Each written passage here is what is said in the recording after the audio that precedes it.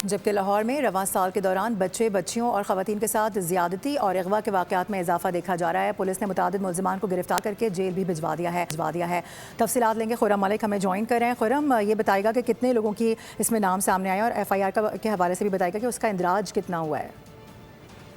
बिल्कुल रवान, अगर बात करें तो गैंग रेप, अगवा बराए तवान और बदफेली के जो वाक़यात हैं उनमें जो है वो इजाफा दिखाई दिया है। 6090 जो है वो अब तक मुकदमात जो हैं वो दर्ज किए जा चुके हैं, जिनमें अगवा बराए तवान के मुकदमात भी शामिल हैं। और लड़कियों के साथ जो छेड़छाड़ की गई है और लड़कियों को अगवा किया गया है, इसके तकरीबन 4070 मुकदमात जो हैं वो अब तक लाहौर की 6 डिवीज़न्स में जो है वो दर्ज किए जा चुके हैं, क्योंकि लाहौर के 84 थाना जात हैं और 6 डिवीज़न्स पर मुश्तमिल 84 थाना है।